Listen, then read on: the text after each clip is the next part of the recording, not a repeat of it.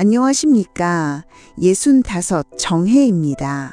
오늘 저는 여러분과 함께 아주 긴 여행을 떠나보려 합니다.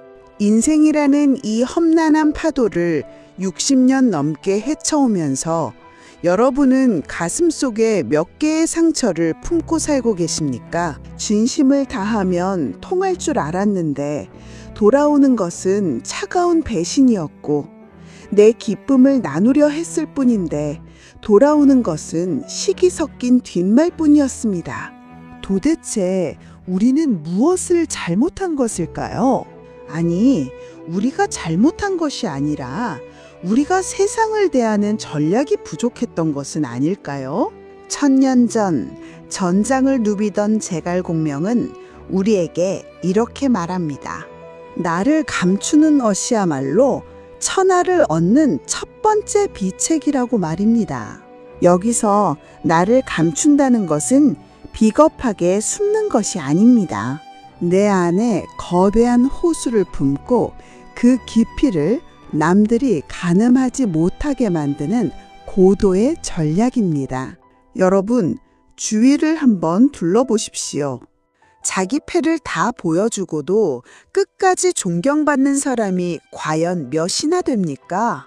오히려 침묵 속에 무게감을 가진 사람 앞에 우리는 함부로 입을 떼지 못합니다. 제가 아는 한 어르신의 이야기를 먼저 들려드리고자 합니다.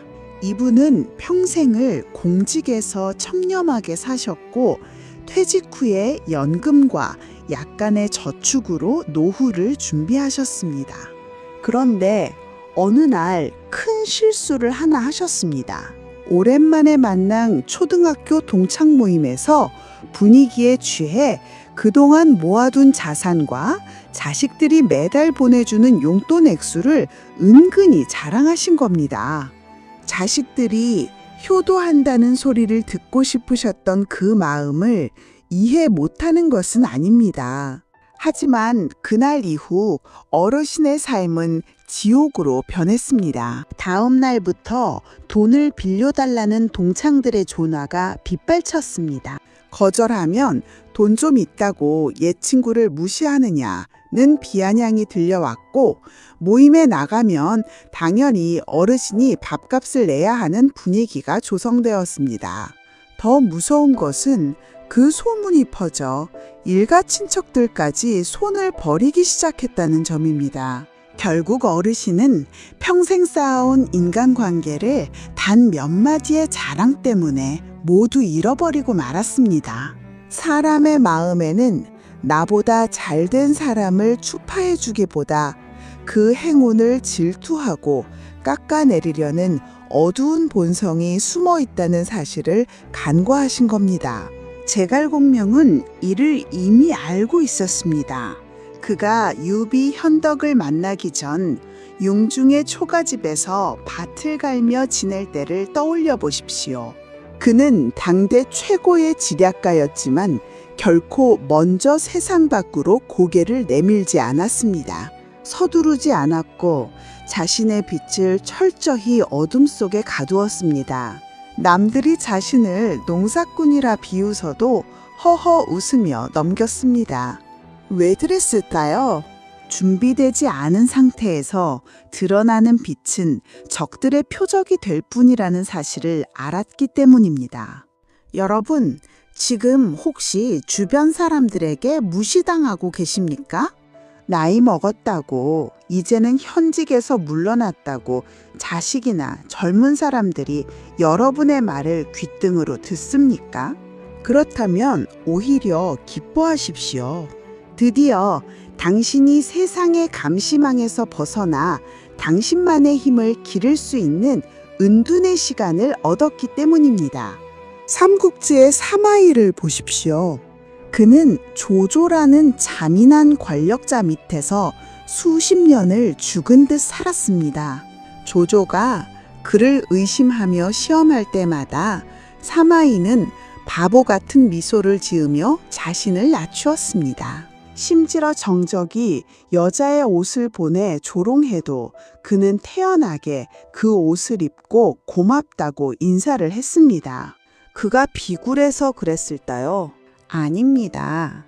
그는 때를 기다린 것입니다.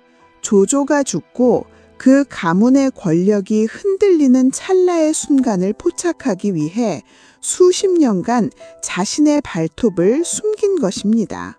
결국 최후에 승리하여 천하를 손에 쥔 것은 사마의였습니다. 처세의 정점은 바로 여기에 있습니다. 상대가 나를 만만하게 보게 만드는 것, 그래서 상대의 경계심을 완전히 무너뜨리는 것, 그것이야말로 가장 무서운 공격입니다. 우리는 흔히 내가 이만큼 안다고, 내가 이만큼 가졌다고 과시해야 대접받는다고 착각합니다. 하지만 현실은 정반대입니다. 다 보여주는 순간 당신의 바닥은 드러납니다. 사람들은 당신의 한계를 규정짓고 그 위에서 당신을 조종하려 들 것입니다. 하지만 당신이 침묵하고 속내를 비치지 않으면 사람들은 두려움을 느낍니다. 저 사람은 도대체 무슨 생각을 하는 걸까? 저 사람 뒤에는 무엇이 숨어 있을까? 하는 궁금증이 곧 당신에 대한 존경과 위험으로 바뀝니다. 지금 당장 여러분의 서랍을 정리하듯 인간관계를 정리해 보십시오. 내 비밀을 너무 많이 알고 있는 사람, 내 재산 상태를 훤히 꿰고 있는 사람, 내 약점을 잡고 은근히 조롱하는 사람이 있다면 그들에게서 조용히 멀어지십시오. 그리고 여러분만의 비단 주머니를 만드십시오. 공부를 시작하십시오. 지금처럼 유튜브를 보며 지혜를 쌓고 세상의 흐름을 읽는 법을 배우십시오. 낡은 지식에 머물러 있는 노인은 무시당하지만 끊임없이 새로워지는 어른은 공포의 대상이자 우러러보는 산이 됩니다. 공명은 말했습니다. 만사가 구비되었으나 단지 동남풍이 없구나. 여러분은 이미 인생의 수많은 경험을 통해 만사를 구비하셨습니다. 다만 지금 여러분께 필요한 것은 여러분의 가치를 증명할 동남풍, 즉 때를 기다리는 인내와 나를 감추는 지혜입니다. 자식들에게도 다 퍼주지 마십시오. 엄마는 다 알아서 할 테니 너희나 잘 살아라 라고 무심하게 던지십시오. 내가 자식에게 기대를 거는 순간 짐이 되지만 내가 당당하게 내 삶을 꾸려가는 순간 자식들은 당신을 우러러 보게 됩니다. 여러분, 여기까지 듣고 이런 의문이 드실 겁니다. 나를 감추는 것까지는 알겠는데 그럼 내 주위에 이미 가득한 저 미운 사람들은 어떻게 해야 합니까? 맞습니다. 나를 감춘다고 해서 세상의 적들이 사라지는 것은 아니죠. 그래서 공명은 우리에게 두 번째 비단 주머니를 건넵니다. 바로 적의 심장을 훔쳐내 내 편으로 만드는 고도의 심리전입니다. 나를 공격하던 창끝을 무디게 하고 오히려 그들이 나를 위해 싸우게 만드는 법. 도저히 용서할 수 없는 그 사람을 내 인생 최고의 동지로 바꾸는 기적 같은 지략은 무엇일까요? 이제 그 안개 속으로 더 깊이 들어가 보겠습니다. 나를 감추는 법을 익혔다면 이제는 내 주위에 가득한 사람들의 마음을 어떻게 요리하고 내 편으로 만들 것인가를 고민해야 할 차례입니다. 여러분, 살다 보면 정말 꼴도 보기 싫은 사람이 있지 않습니까? 사사건건 내 앞길을 막는 직장 동료, 명절마다 가슴에 대못을 박는 일가 친척, 심지어는 내가 평생을 바쳐 키웠는데 이제는 남보다 못한 존재가 되어버린 자식까지 말입니다. 우리는 보통 그런 사람들을 마주할 때 외면하거나 아니면 똑같이 나를 세워 싸우곤 합니다. 하지만 그들을 미워하고 저주하는 것만으로는 아무것도 해결되지 않습니다. 오히려 그 증오의 불길에 내 마음만 타들어갈 뿐이죠. 천년 전 제갈공명은 수만 명의 적군을 앞에 두고 칼을 휘두르기보다 그들의 마음을 훔치는 법을 택했습니다. 공명은 이렇게 말했습니다. 성벽을 허무는 것은 도끼지만 마음의 문을 여는 것은 소리 없이 스며드는 바람이다. 오늘 저는 여러분의 인생을 괴롭히는 그 수많은 적들을 어떻게 하면 당신의 발밑에 무릎 꿇게 하고 나아가 당신을 돕는 동지로 만들 것인지 그 무서운 심리전의 정수를 공개하겠습니다. 먼저 제 지인 중 한 분인 영숙 씨의 처절한 사연을 하나 들려드리겠습니다. 영숙 씨는 30년 지기 친구에게 평생 모은 괵돈을 사기당했습니다. 그 친구는 영숙 씨의 가정 형편을 누구보다 잘 알았고 심지어 영숙 씨가 아픈 남편 병원비를 마련하기 위해 얼마나 고생했는지 곁에서 지켜본 사람이었습니다. 그런데 그 친구는 영숙 씨의 전 재산을 들고 야반도주를 했습니다. 영숙 씨는 몇 달 동안 잠을 자지 못했습니다. 시카를 품고 그 친구를 찾아가 같이 죽고 싶다는 생각뿐이었죠.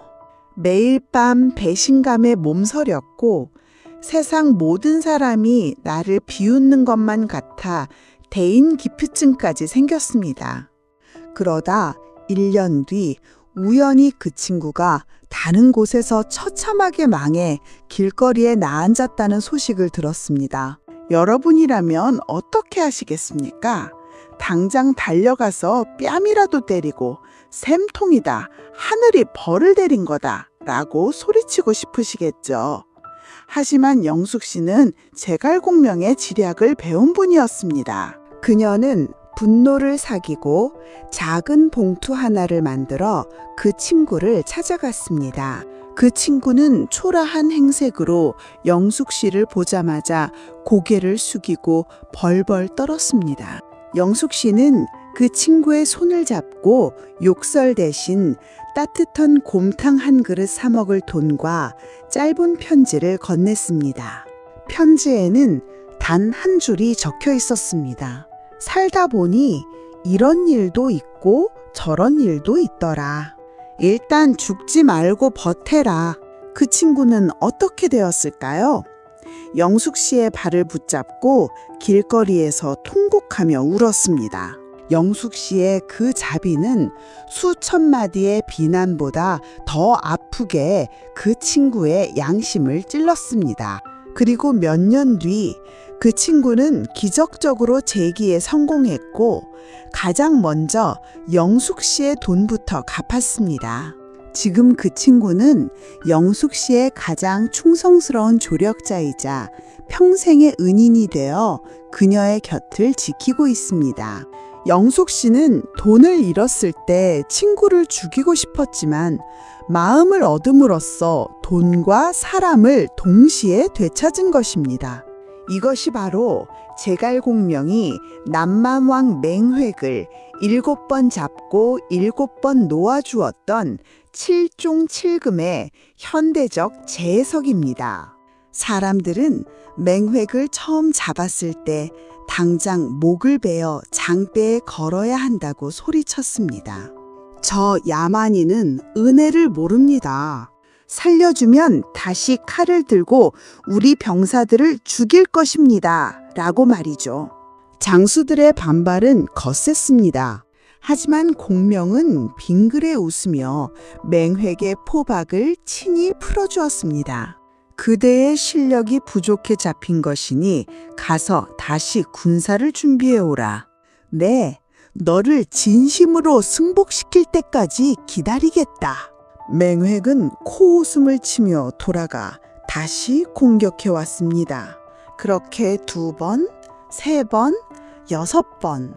맹획은 매번 패배하면서도 공명의 자비에 침을 뱉었습니다. 하지만 마지막 7번째로 잡혔을 때 맹획은 더 이상 칼을 들지 못했습니다.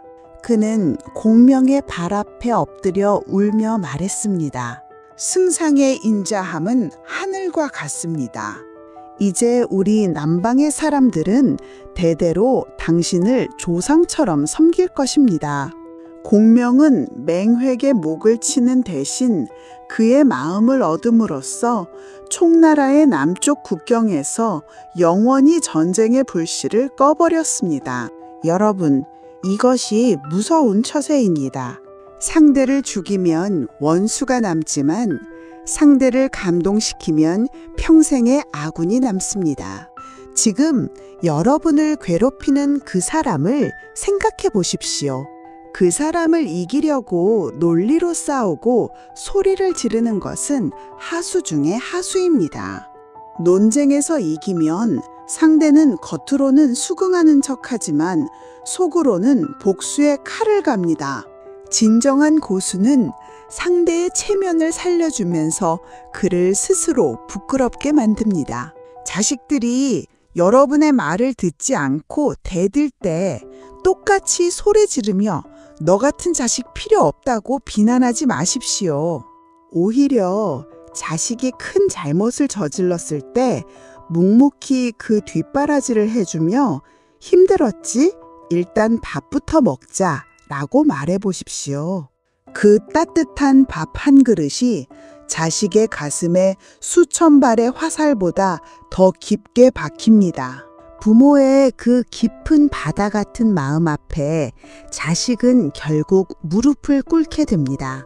그것이 자식을 부모의 든든한 버팀목으로 만드는 가장 강력한 심리전입니다. 인간관계에서 나를 지키고 사람을 얻는 또 다른 비결은 배품의 선점입니다. 공명은 전장에 나가기 전 항상 적군의 장수들이 무엇을 좋아하는지, 그들의 고향은 어디인지, 그들이 무엇에 결핍을 느끼는지를 파악했습니다. 그리고 그들이 예상치 못한 시점에 그들의 갈증을 채워주었습니다. 여러분도 마찬가지입니다. 나에게 적대적인 사람이 있다면 그가 가장 곤란해할 때 아무런 조건 없이 작은 도움의 손길을 내미십시오. 그것은 비굴한 뇌물이 아닙니다. 상대의 심리적 방어벽을 단숨에 무너뜨리는 감성적 공성퇴입니다. 사람은 누군가에게 빚을 지면 그것을 갚아야 한다는 본능적인 압박을 느낍니다. 특히 자신이 미워하던 사람에게 도움을 받았을 때 그 압박은 죄책감으로 변해 상대를 압도합니다. 그 미안함과 부끄러움이 쌓이면 결국 당신을 공격하던 창끝은 무뎌지고 어느 순간 당신의 든든한 방패가 되어줄 것입니다. 이것이 바로 란셀에 살아남은 영웅들의 방식입니다. 하지만 주의할 점이 있습니다. 이 모든 처세의 기본은 당신의 품격입니다. 만약 당신이 비굴하게 아첨하며 사람의 마음을 사려 한다면 사람들은 당신을 우습게 볼 것입니다. 공명이 맹획을 놓아줄 때 그는 결코 굽심거리지 않았습니다. 당당하고 위엄 있는 모습으로 자비를 베풀었기에 맹획이 승복한 것입니다. 여러분 또한 스스로를 귀하게 여기십시오. 내가 너를 도와주는 것은 내가 너보다 잘나서가 아니라 내 그릇이 너를 품을 만큼 크기 때문이다. 라는 무언의 위엄을 유지해야 합니다. 나이가 들수록 우리는 외로워지기 쉽습니다. 주변에 사람이 떠나가고 마음 터놓을 친구 해나 없다고 한탄합니다. 하지만 그것은 우리가 사람을 얻는 법을 몰랐기 때문일지도 모릅니다. 오늘부터 실천해 보십시오. 나를 비난하는 사람에게 미소로 응답하고 나를 무시하는 사람에게 오히려 그의 작은 장점을 찾아 진심으로 칭찬해 보십시오. 처음에는 사람들이 당신을 미쳤다고 할지도 모릅니다. 하지만 시간이 흐를수록 당신의 주변에는 당신의 인품에 감동한 사람들이 구름처럼 모여들 것입니다. 자, 이렇게 사람의 마음을 얻어 내 편으로 만들었다면 이제 그 다음 단계로 나아가야 합니다. 아무리 사람의 마음을 얻었다 한들 우리가 현실을 살아가는 데 있어서 결코 무시할 수 없는 차가운 문제가 하나 남아있기 때문입니다. 바로 돈과 위험입니다. 마음을 얻은 뒤에 그 마음이 떠나지 않게 붙들고 자식과 이웃들 사이에서 끝까지 무시당하지 않는 경제적 실권과 당당함을 유지하는 법. 그것은 단순히 돈을 많이 버는 문제가 아닙니다. 가진 것을 어떻게 지키고 어떻게 보여주느냐의 문제입니다. 제갈공명이 총나라의 창고를 채워 대군을 이끌었듯 여러분의 인생 창고를 지키고 품격을 세우는 그 차갑고도 명쾌한 지략 속으로 이제 들어가 보기 전에 이번 주제가 우리 삶에 왜 중요한지 전문가들의 시선으로 잠시 짚어보겠습니다. 40년 넘게 그 치열한 직장이라는 전쟁터에서 살아남았는데 은퇴 후에 맞이하는 평범한 가족 식사 자리가 내 인생에서 가장 잔인하고 복잡한 정치판이 될 줄은 아마 상상도 못하셨을 겁니다. 아, 정말 아주 날카로운 지적이네요. 흔히 우리가 노후 준비라고 하면 뭐가 연금 도표나 건강검진 결과지 같은 그런 숫자에만 매달리기 마련이잖아요. 맞아요. 일단 통장 잔고부터 확인하게 되니까요. 네, 근데 사실 노후의 진짜 진흙탕 싸움은요. 그 돈이나 건강을 넘어서 철저하게 인간관계랑 감정의 영역에서 벌어지거든요. 자, 그래서 이걸 한번 제대로 파헤쳐보죠. 이번 딥다이브의 주제는 그 65 정혜라는 분이 전하는 60분짜리 마스터 클래스 영상 자료입니다. 네, 아주 흥미로운 자료죠. 이 영상의 미션이 참 독특한데 난세의 영웅인 제갈공명이 남긴 5개의 비단 주머니를 열어보는 거예요. 그래서 듣고 계신 여러분이 자식에게 짐이 되지 않고 평생의 인간관계를 아주 우아하게 풀어낼 그 노후 준비의 핵심을 짚어내는 겁니다. 여기서 흥미로운 점은 그 성공적인 노후의 첫걸음이 나를 막 화려하게 증명하는 게 아니라 오히려 완벽히 감추는 것, 그러니까 도광양회에서 시작된다는 거예요. 나를 감춘다. 그러니까 은퇴 후에 보통 내가 왕년에는 말이야 하면서 과거의 타이틀을 훈장처럼 내세우기 쉽잖아요. 그걸 하지 말라는 뜻이네요. 바로 그겁니다. 자신의 능력과 빛을 숨기면서 때를 기다리는 그 전략이 역설적으로 타인의 마음을 완벽히 통제하고 얻어내는 가장 강력한 무기가 된다는 걸 분석하고 있죠. 아, 이거 들으니까 그게 생각나네요. 마치 포커 게임에서 내 패가 얼마나 좋은지 철저하게 감추고 뻥카를 치는 고도의 그 블러핑 같은 거 아니에요? 인간관계에 주도권을 주기 위해서요. 사실 그건 정반대입니다. 아, 정반대요? 네, 블러핑은 내 패가 나쁜데 좋은 척 허세를 부리는 거잖아요.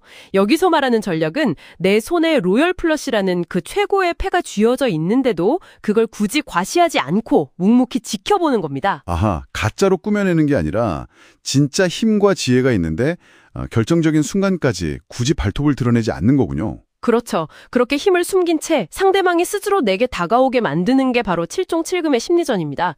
제갈공명이 적장 맹획을 7번 잡고 7번 놔주면서 마음을 얻었듯이 말이죠. 야, 그거 대단하네요.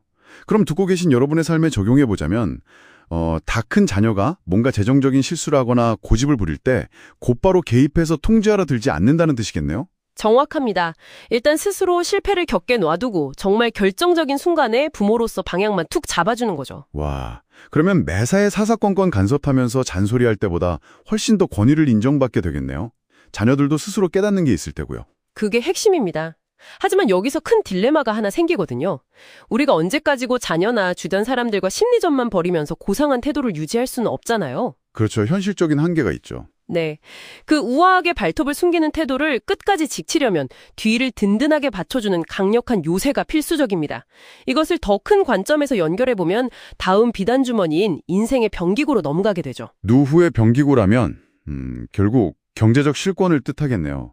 보급로가 끊기면 전쟁도 노후도 끊이니까요. 근데 약간 의문이 드는 게 그냥 돈만 쥐고 있으면 인간관계가 알아서 해결되나요? 아, 단순히 돈을 깔고 앉아서 구두쇠가 되라는 의미가 전혀 아닙니다.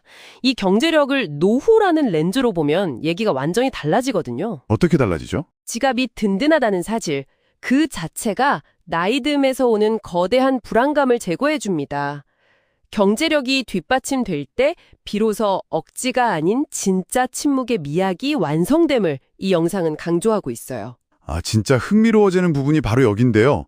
그러니까 자녀나 주변 사람에게 기대지 않아도 되니까 굳이 내가 아직 쓸모있는 사람이라는 걸 막 확인받으려고 안달할 필요가 없어지는 거네요? 맞아요. 바로 그겁니다. 잔소리를 안 해도 되니까 우아하게 침묵할 수 있는 진짜 여유가 만들어지는 거군요. 이게 말의 품격으로 이어지고요. 빈수레가 요란한 법인데 속이 꽉 찬 병기고를 가진 사람은 언성을 높여서 자신을 증명할 이유가 없거든요. 그 경제적 여유가 결국 노년의 위험을 세우는 튼튼한 토대가 되는 겁니다. 야, 심리전으로 마음을 얻고 경제력으로 위험을 세워서 침묵한다. 이거 벌써 완벽해 보이는데 아직 우리가 열어보지 않은 마지막 비단 주머니가 남았잖아요. 이건 대체 어떤 내용입니까? 마지막은 바로 뒷모습의 미학입니다.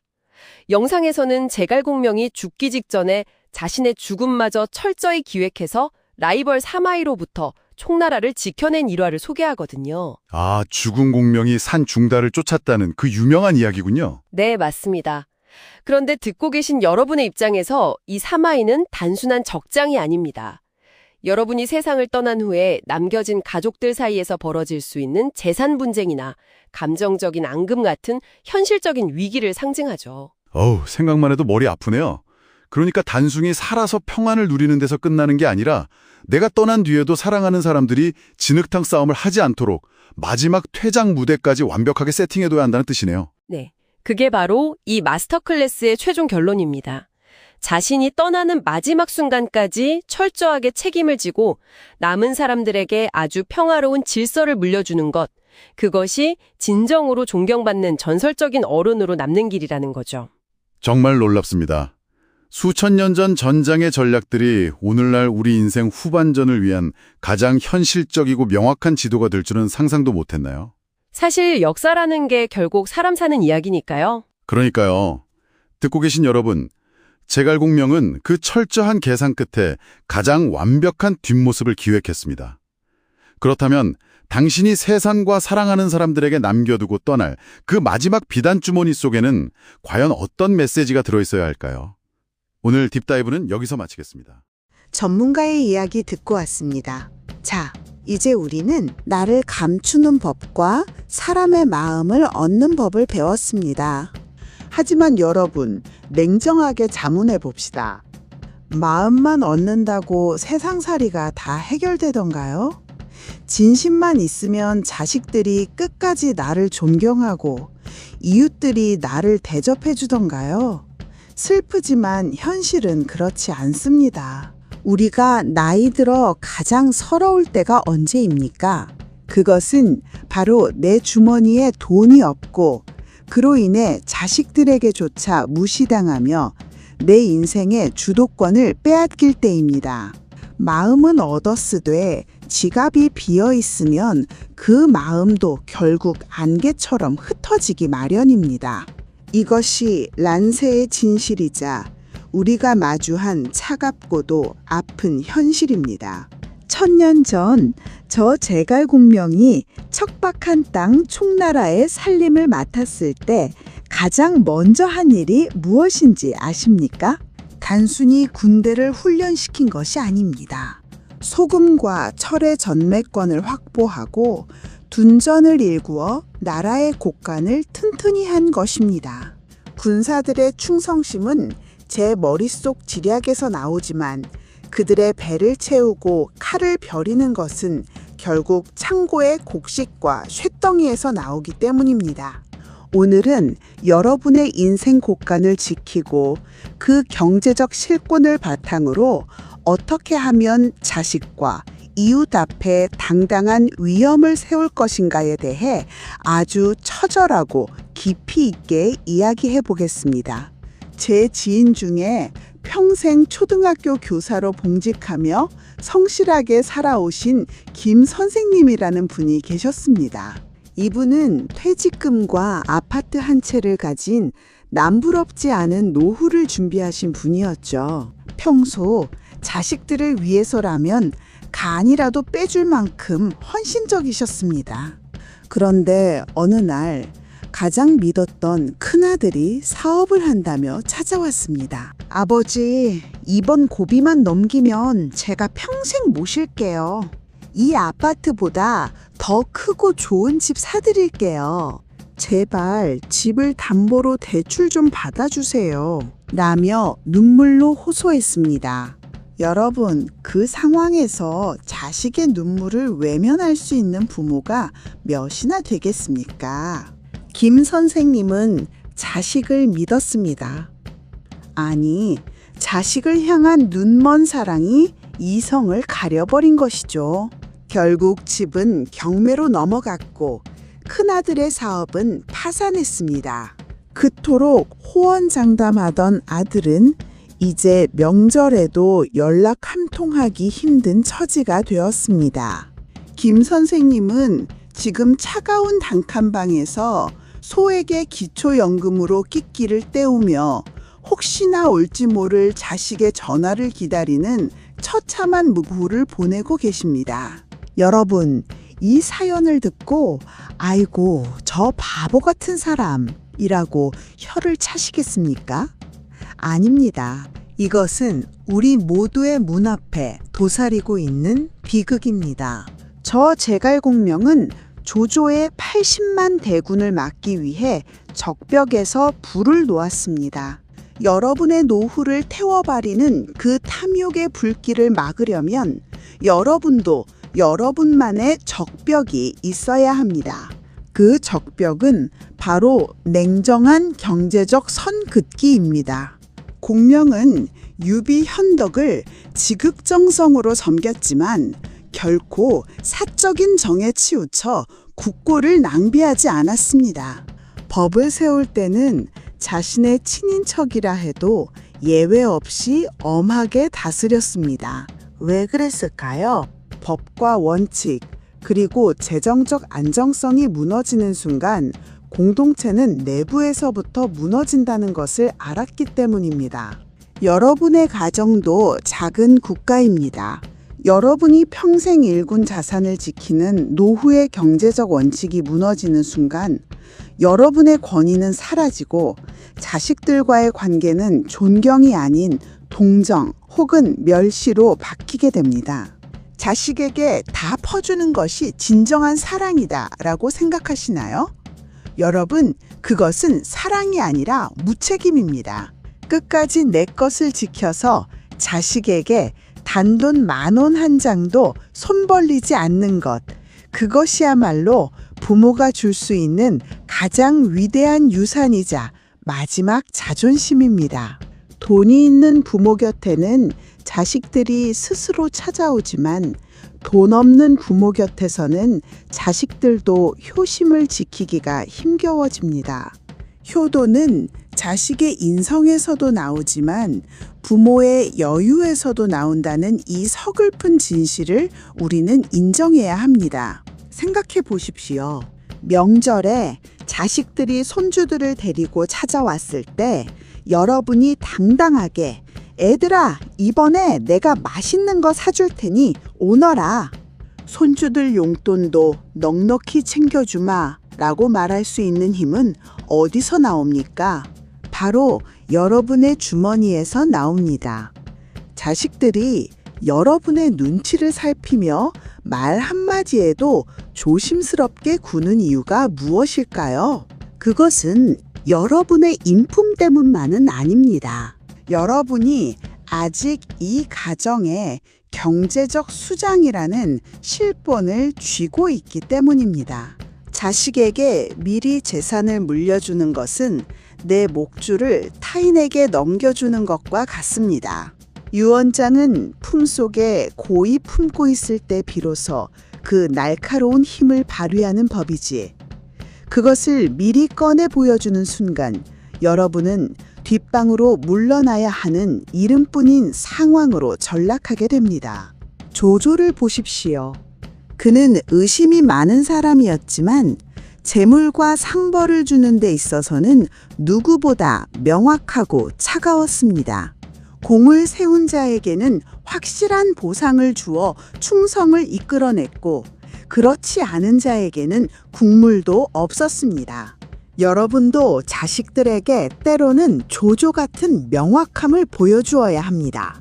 무조건 퍼주는 것이 아니라 여러분의 기준에 맞게 행동하고 부모를 존중할 때 그에 합당한 보상을 주십시오.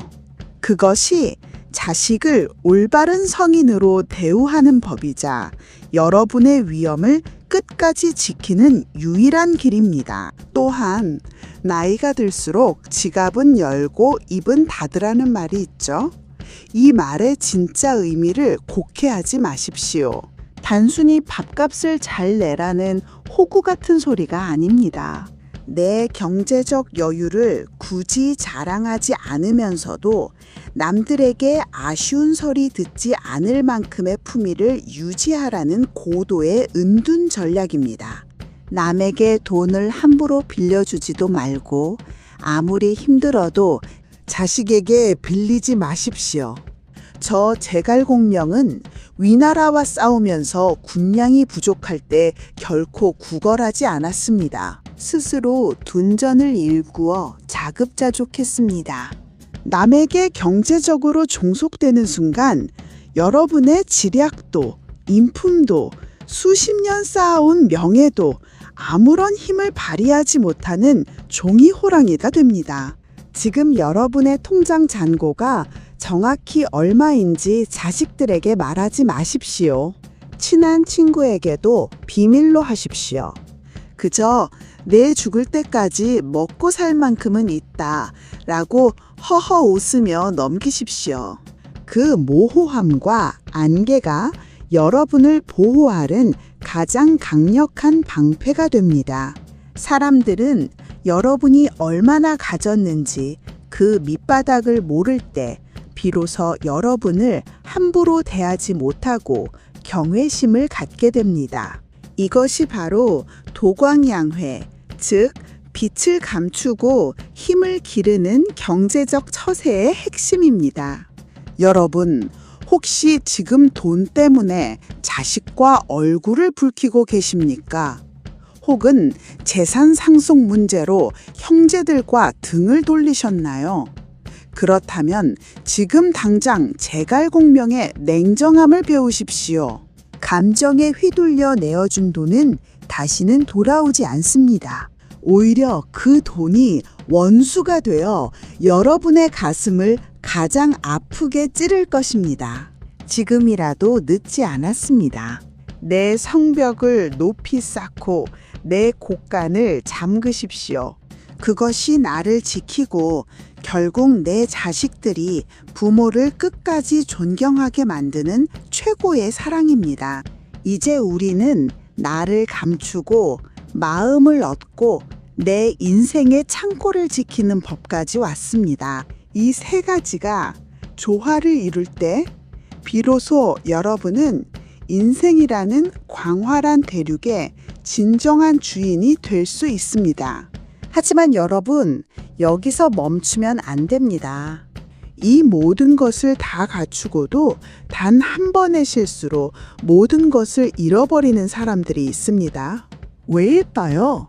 바로 자신의 혀를 다스리지 못했기 때문입니다. 내 곳간을 지키는 것은 돈이지만 그 곳간의 위치를 적에게 알리는 것은 결국 나의 말입니다. 제갈공명이 평생을 지켰던 침묵의 힘과 한마디로 천하를 뒤흔들었던 말의 품격은 도대체 어디서 나오는 것일까요? 아무리 돈이 많고 지혜가 있어도 품격 없는 말 한마디가 여러분의 위엄을 한순간에 무너뜨립니다. 자, 이제 인생의 절반을 지나 60분 특강의 가장 중요한 정점으로 나아갈 시간입니다. 죽어서도 전설로 남는 뒷모습을 완성하는 마지막 열쇠. 바로 침묵의 미학과 품격 있는 언어에 대한 이야기입니다. 이 비밀을 아는 자만이 비로소 공명의 후예로서 완성될 것입니다. 그 깊은 침묵 속으로 이제 더 깊이 들어가 보겠습니다. 제4장 침묵의 미학. 이제 우리는 나를 감추고 사란의 마음을 얻고 내 곳간을 지키는 법까지 함께 왔습니다. 하지만 여러분, 여기서 한 걸음 더 나아가 우리가 반드시 갖추어야 할 최후의 무기가 있습니다. 그것은 바로 입을 다스리는 지혜입니다. 아무리 돈이 많고 지혜가 깊어도 품격 없는 말 한마디가 여러분이 평생 쌓아온 위엄을 단 한순간에 무너뜨릴 수 있기 때문입니다. 란세를 살았던 저 제갈공명은 수많은 전장에서 칼보다 무서운 것이 바로 말이라는 사실을 뼈저리게 느꼈습니다. 말은 때로 수만 명의 군사보다 강력한 힘을 발휘하여 적의 성문을 열기도 하지만 때로는 내 심장을 찌르는 비수가 되어 돌아오기도 합니다. 특히 인생의 후반전을 살고 계신 여러분께 말은 곧 여러분의 인격이자 마지막 자존심입니다. 오늘은 어떻게 하면 말 한마디로 천하를 얻고 침묵으로 나를 지킬 것인가에 대해 아주 깊고 처절하게 파헤쳐 보겠습니다. 제 지인 중에 강남에서 남부럽지 않게 자식들을 키워내신 최 여사님이라는 분이 계십니다. 이분은 자식들이 모두 명문대를 나와 의사가 되고 변호사가 된 소위 말하는 자식 농사 대박을 터뜨린 분이었죠. 그런데 어느 날부터인가 자식들이 명절에도 최 여사님 댁에 오기를 꺼리기 시작했습니다. 전화를 해도 바쁘다는 핑계로 서둘러 끊기 바빴죠. 최 여사님은 억울했습니다. 내가 너희를 어떻게 키웠는데 이제 와서 나를 무시하느냐며 서운함을 토로하셨죠.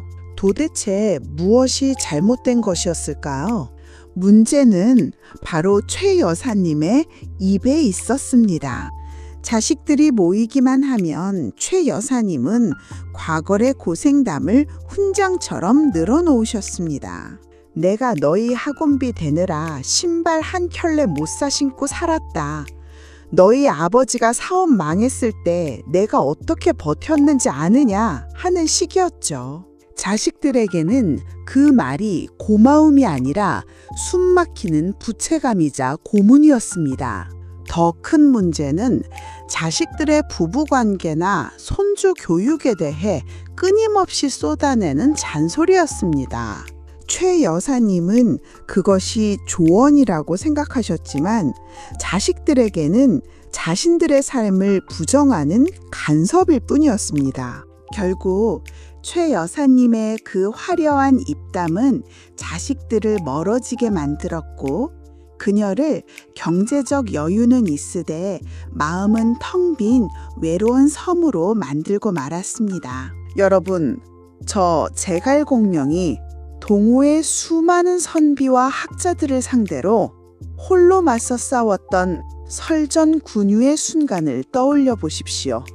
조조의 대군이 밀려오는 절체절명의 위기 속에서 저는 동호의 항복론자들을 말로 제압해야 했습니다. 그들은 저를 비웃으며 온갖 지식과 논리로 공격해왔습니다. 그대처럼 이름 없는 서생이 도대체 무엇을 할 수 있단 말인가 라며 조롱했죠. 그때 제가 어떻게 했는지 아십니까? 저는 같이 소리를 지르거나 화를 내지 않았습니다. 오히려 그들의 공격이 다 끝날 때까지 묵묵히 경청했습니다. 그리고 그들이 스스로의 논리에 빠져 허우적댈 때 저는 단 몇 마디의 촌철살인으로 그들의 급소를 찔렀습니다. 나라는 풍전등화인데 앉아서 입으로만 천하를 논하는 그대들이야말로 부끄러운 줄 알아야 한다. 이것이 바로 처세의 정점인 침묵의 힘입니다. 고수는 말이 많이 하지 않습니다.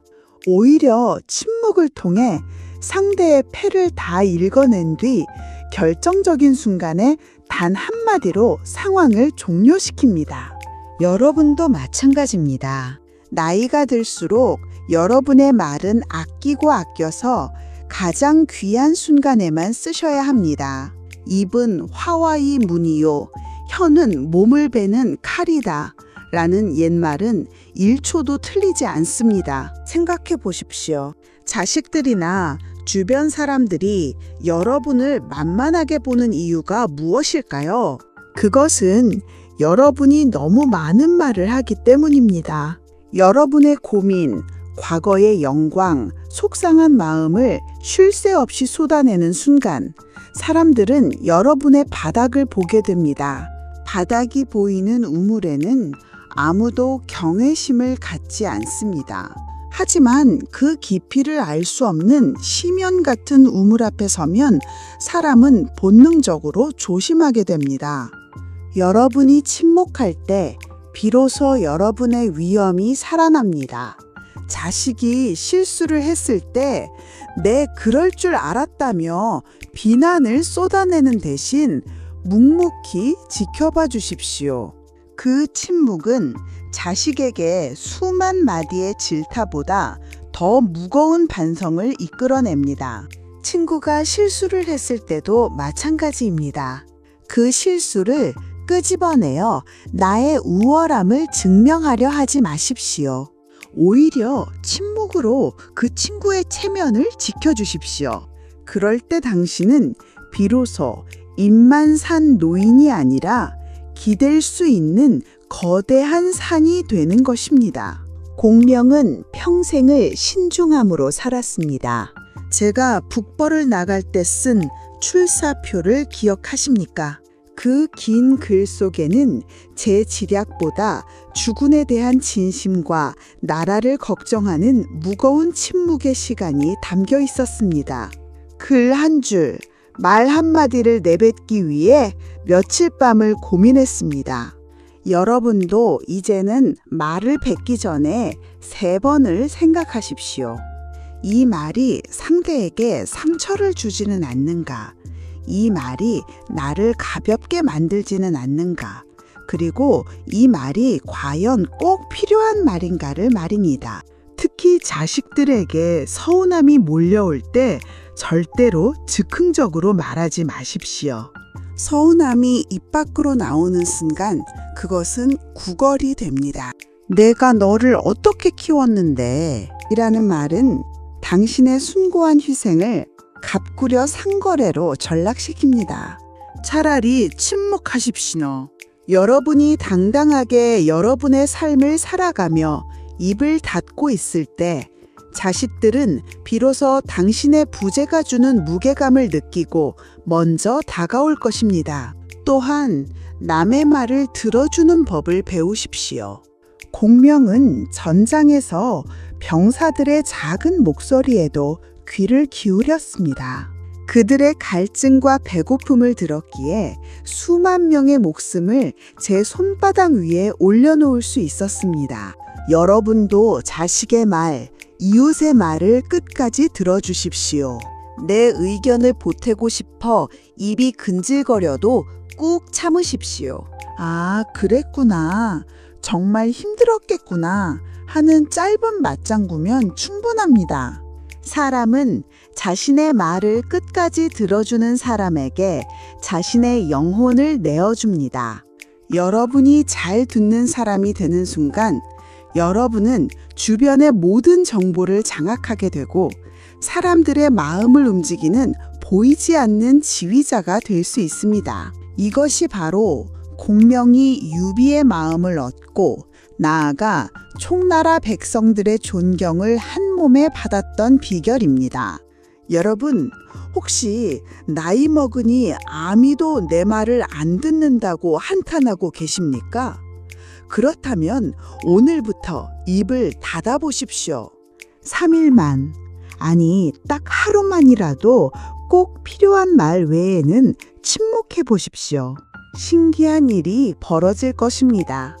주변 사람들이 여러분의 안색을 살피기 시작할 것입니다. 당신의 눈빛에서 무엇을 읽어내려 애쓸 것입니다. 그 짧은 침묵의 시간이 당신을 다시 이 가정의, 이 모임의 주인공으로 만들어줄 것입니다. 말의 품격은 화려한 수식어에서 나오지 않습니다. 절제된 침묵과 타인을 향한 배려 섞인 경청에서 나옵니다. 조조처럼 당당하되 공명처럼 신중하십시오. 관우처럼 신의를 지키되 장비처럼 함부로 호령하지 마십시오. 영웅들의 실패는 대개 그들의 교만한 입에서 시작되었고 그들의 성공은 적의 마음을 읽는 침묵에서 완성되었습니다. 이제 우리는 나를 감추고 마음을 얻고 곳간을 지키고 혀를 다스리는 법까지 배웠습니다. 이 4가지 복엄을 쥐고 있다면 여러분은 이미 인생이라는 전장에서 무서울 것이 없는 승리자입니다. 하지만 주군, 그리고 현자 여러분, 우리가 이 모든 것을 준비하는 궁극적인 이유가 무엇일까요? 그것은 바로 우리 인생의 마지막 페이지를 가장 아름답게 장식하기 위함입니다. 아무리 화려한 전장을 누볐어도 뒷모습이 추하면 그 영웅은 기억되지 않습니다. 우리가 떠난 뒤에도 자식들이 우리를 그리워하고 세상이 우리를 전설로 기억하게 만드는 법, 그리고 끝까지 자식에게 짐이 되지 않고 호련히 떠나는 품격 있는 어른의 마지막 완성은 도대체 어떻게 이루어지는 것일까요? 자, 이제 이 60분 특강의 마지막 막이 오르려 합니다. 인생의 오장원에서 지는 해를 바라보며 공명이 마지막으로 꺼내든 비단주머니, 죽어서도 산 사람을 제압하고 영원한 전설로 남는 최후의 작별과 유산의 미학에 대해 이제 그 장엄한 결말로 나아가 보겠습니다. 음악, 장엄한 오케스트라 선율이 울려 퍼지며 챕터 5를 암시하는 여운과 함께 마무리. 제갈공명의 환생처세술 60분 특강, 최종장 뒷모습의 미학, 전설로 남는 법. 음악 낮고 장엄한 첼로의 선율이 흐르다 서서히 웅장한 오케스트라가 더해지며 가슴을 울리는 분위기로 전환된다. 자, 이제 우리는 긴 여정의 마지막 문 앞에 섰습니다. 나를 감추어 자신을 보호하고 적의 심장을 훔쳐내고 인생의 곳간을 지켜 위엄을 세우고 말의 품격으로 인격을 완성했습니다. 이 4가지 비단 주머니를 쥐고 여기까지 오신 여러분은 이미 인생이라는 거대한 전장에서 승리한 영웅들입니다. 하지만 여러분, 진정한 영웅은 승리의 순간이 아니라 떠나는 뒷모습에서 결정된다는 사실을 알고 계십니까? 천년전, 저 제갈공명은 오장원의 차가운 가을바람 속에서 제 마지막 시간이 다가오고 있음을 직감했습니다. 북벌의 대업은 아직 끝나지 않았고 지켜야 할 나라는 위태로웠습니다. 하지만 저는 절망하지 않았습니다. 오히려 제가 떠난 뒤에도 나라가 흔들리지 않도록, 그리고 저를 따르던 이들이 길을 잃지 않도록 치밀하게 사고를 준비했습니다. 오늘은 여러분의 인생 제5막, 즉 우리가 이 세상을 향해 남길 마지막 뒷모습과 그 숭고한 유산의 미학에 대해 이야기하며 이 60분의 대장정을 마무리하려 합니다. 제 지인 중에 평생 작은 중소기업을 일구며 자식 셋을 모두 훌륭하게 키워낸 박 회장님이라는 분이 계셨습니다. 이분은 돌아가시기 3년 전부터 아주 특별한 준비를 시작하셨습니다. 자신의 재산을 자식들에게 미리 나누어 주지 않는 대신 자식들이 모두 모인 자리에서 선포하셨죠. 내 재산은 내가 죽는 순간까지 내 것이며 너희들이 나에게 보여주는 효심과 각자의 삶을 개척하는 노력에 따라 사후에 공정하게 배분될 것이다. 박 회장님은 단순히 돈을 움켜쥐고 계셨던 것이 아닙니다. 돌아가시는 그날까지 자식들이 서로 화목하게 지낼 수 있는 구심점 역할을 스스로 자처하신 겁니다. 그리고 틈날 때마다 자식들에게 당신의 고생담이 아닌 당신이 인생에서 배운 지혜와 실패의 기록들을 편지로 남기셨습니다. 박 회장님이 돌아가셨을 때 자식들은 유산 때문에 싸우지 않았습니다. 오히려 아버지가 남긴 수십 통의 편지를 읽으며 통곡했고 아버지를 돈 많은 노인이 아닌 위대한 스승으로 기억하며 매년 기일마다 모여 우애를 다집니다. 이것이 바로 죽어서도 산 사람을 다스리는 뒷모습의 미학입니다. 여러분, 저 제갈공명이 오장원에서 숨을 거두었을 때 위나라의 사마이는 전군을 몰아 공격해 왔습니다. 총나라는 무너질 위기였죠. 하지만 그때 죽은 제갈량의 모습이 수레 위에 나타났습니다. 사마이는 경악하며 퇴각했습니다. 죽은 제갈량이 산 사마이를 쫓았다는 전설적인 이야기는 그렇게 탄생했습니다.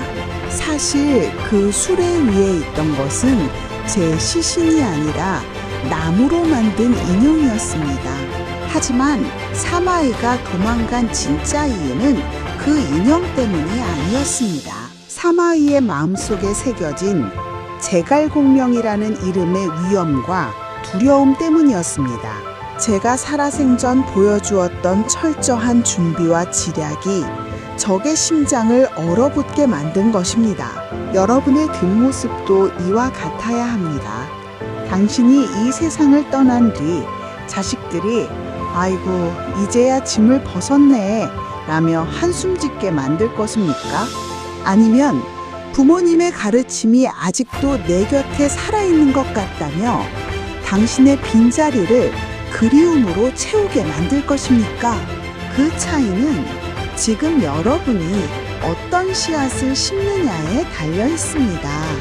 끝까지 자식에게 짐이 되지 마십시오. 그것은 앞서 말씀드린 경제적 자립뿐만 아니라 정신적 자립을 의미합니다. 나 좀 봐달라, 나 외롭다며 자식의 소매를 붙잡는 노년은 추합니다.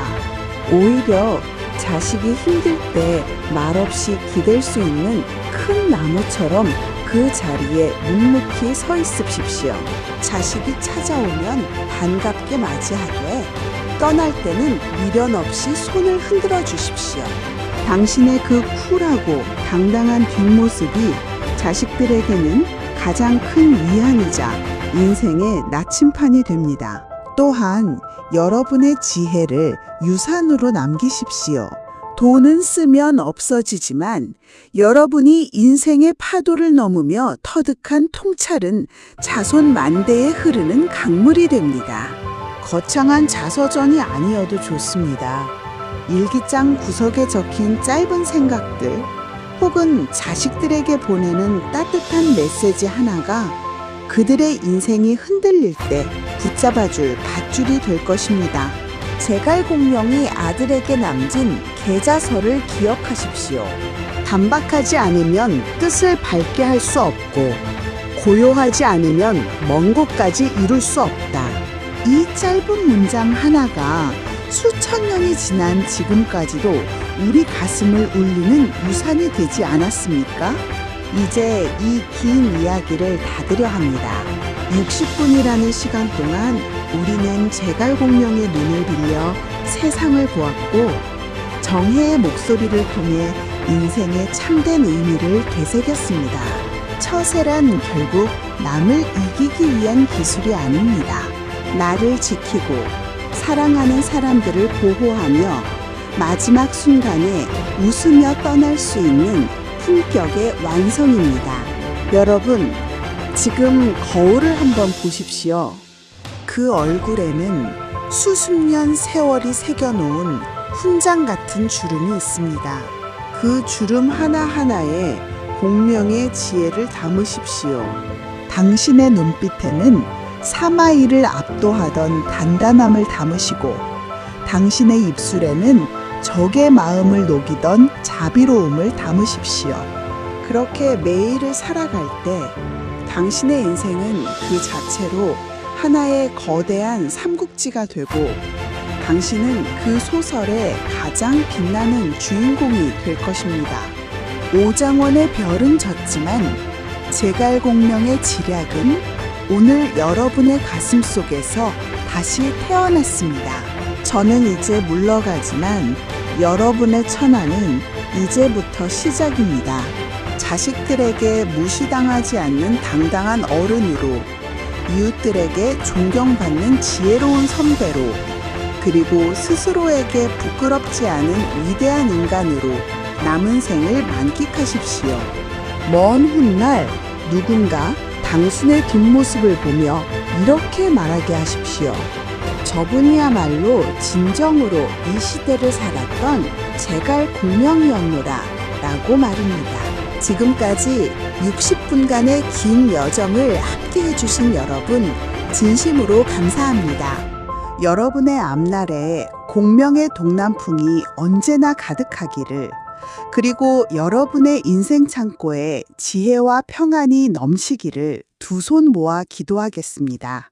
이 일하기가 여러분의 삶을 바꾸는 단비가 되었다면 그것으로 저는 충분히 행복합니다. 안녕히 계십시오. 그리고 당당하게 승리하십시오.